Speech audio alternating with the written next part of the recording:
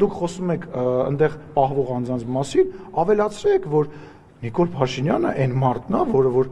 ամեն տարի, ամեն ամիսը մեկ ինչ-որ գործողության հետևանքով մարդ է վերադասնում Հայաստանի Հանրապետություն։ Մենք չենք, ասենք, գլուխ գովում, բերան ծռում, ինչ-որ մեկին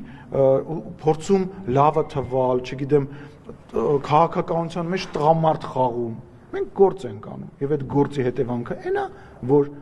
արդեն ընդամենը 19 հոգի է մնացել հաստատված Ադրբեջանի բանտերում։ Իսկ այդ մարդիկ, ովքեր որ մեծ խոսում են,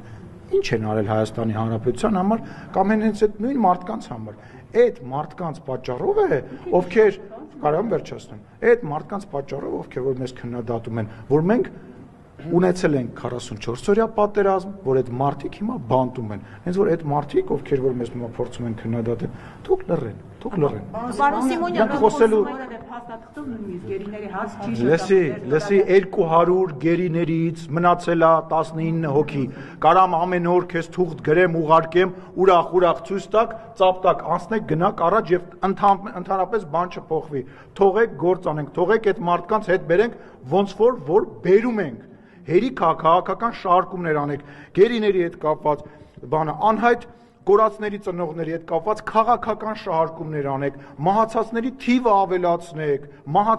թիվը ավելացնեք, չգիտեմ, ամենի մահի վրա, չգիտեմ, դժբախտության վրա աչոք հավաքեք, հերիք աչոք հավաքեք, մարդկանց ցավի վրա, հերիք եղավ, թողեք հայ ժողովուրդը ապրի, թողեք այս մարդիկ ուրախանան, ժպտան, գնան աշխարհ պտտվեն, տեսնեն իրանց համար լավ բաներ առնեն, հերիք այդ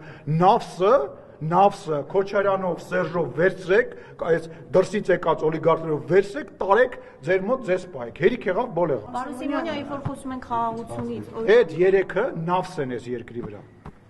Այդ երեքը հայ ժողովրդի անեծքն են։ Ռոբերտ Քոչարյանը, Սերժ Սարգսյանը, Սամվել Կարապետյանը, մնացածը բոլորը, որ հիմա եկել են ձև են անում, որ ուզում են իշխանության գան, հայ ժողովրդի անեծքն են։ Պարոն Սիմոնյան